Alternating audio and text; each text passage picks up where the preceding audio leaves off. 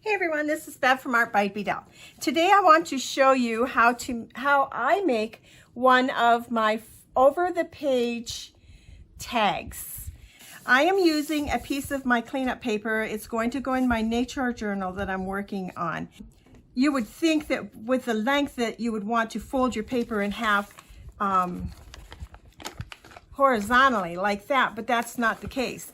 You want to fold it in half vertically because you need to have a fold at the top of your tag so it can go over the page. So I folded my paper in half, and now I'm going to determine the width of my tag, and I don't measure, I just go for it, and whatever looks pleasing to me at that point is what I'm going to make. So I want my tag to be approximately this wide. However wide that might be doesn't really matter at this point. And I'm just going to take my paint trimmer and I'm going to tear it. Again, I'm not going to measure and I'm not going to use a paper cutter. I'm just going to tear it.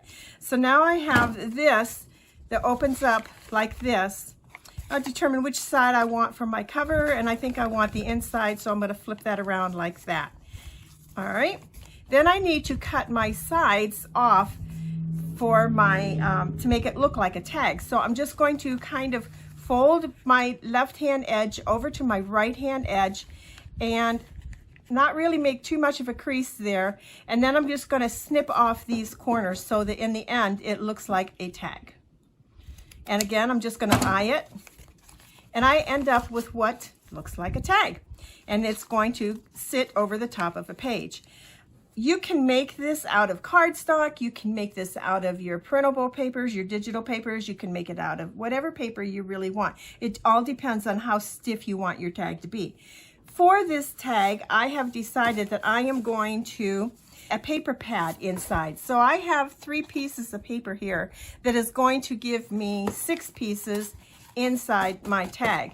And I'm going to do the same thing. I'm going to fold my paper in half. This is 8.5 by 11 coffee stained copy paper that I am using. And because it's a little thicker, I'm probably not going to tear them all at once, which is actually the way I like to do it, because then I know I'm getting them all the right size. But I'll lay my tag that I had created. There goes my paper. My fan is blowing my paper around. And I will decide how wide I want it. And then I want it just a little bit less than the width of my tag so that it doesn't stick out. Although if it did stick out, that's not a problem either. I am not going to go fetch that piece of paper that the fan blew away. I'm just going to go with the 2 pieces of paper I have here. It depends, again, on how many pieces you want in here, how thick you want it to be. I probably wouldn't go, personally, I wouldn't go any more than 4 pieces of paper, because that'll make 8 and that'll be plenty. So now what I'm going to do is I'm going to take my paper and I'm going to snip off my edges. So I'll put that down on my paper quite snugly and make sure it's centered, and then we're going to snip off those edges just like this.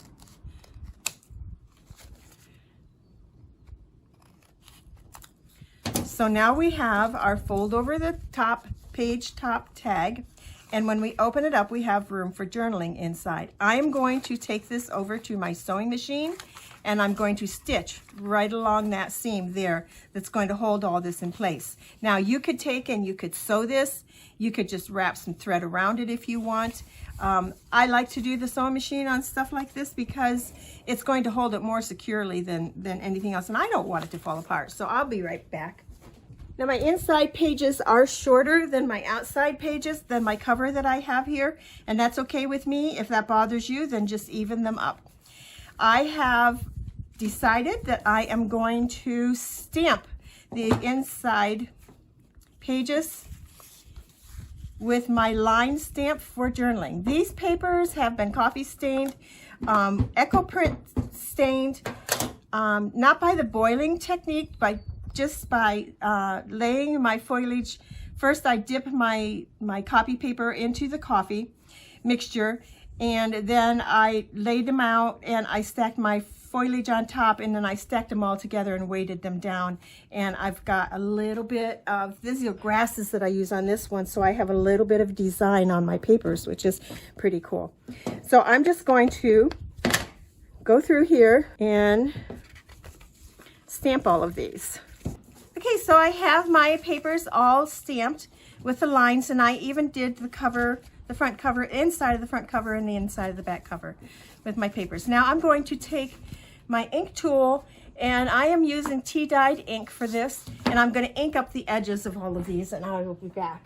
Okay, I have it all inked up. You need to be sure that you don't inhibit this so that it can't fold right down to the edge of your paper. So if you have your book page, your paper in your journal here, and you're going to take this and you're going to put it down over. If you put a staple or something here, which wouldn't be a bad thing. I mean, it's not a bad thing if it sticks up above the edge of your paper, then it can just be like a tab, but it's not going to open as neatly either for journaling on.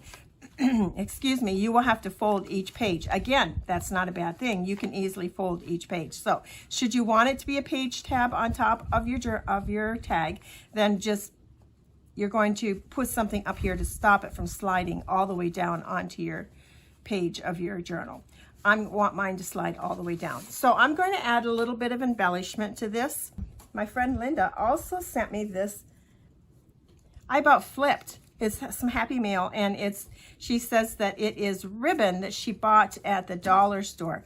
She said she bought it a while ago, so whether there would be any chance that it would still be there, or even that my dollar store would have some, but you know, I'm going to keep watching for it because this is absolutely fantastic stuff. If you have a chance to get some and you like to do like nature or rustic type stuff, this is the cat's meow as far as I'm concerned. So at this point is where I would be tempted to staple this, because this stuff is hard to put on.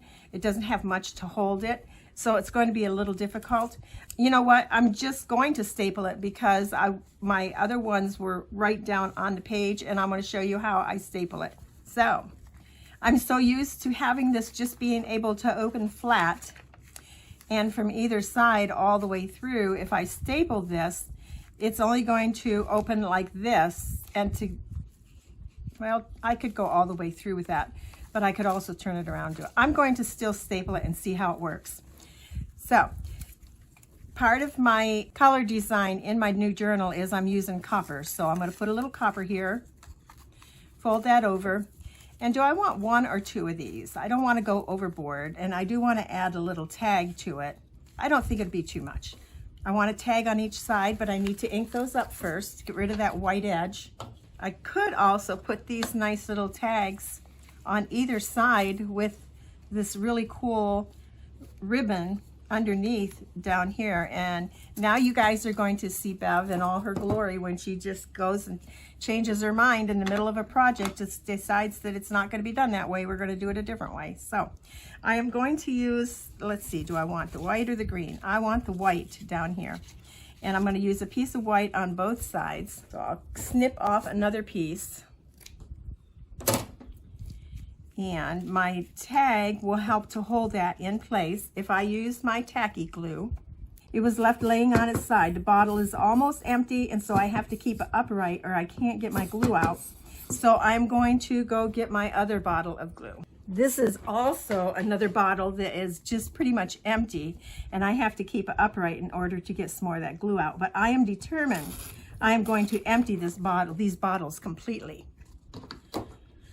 So now we have our textured ribbon here, and we have this little piece of ephemera, and I am going to glue that right on top of that, and I am just absolutely loving this texture. Thank you, Linda. I said I was going to hoard it. I wasn't going to use it, but when I seen this tag, and I'm like, oh, I have to use some of it.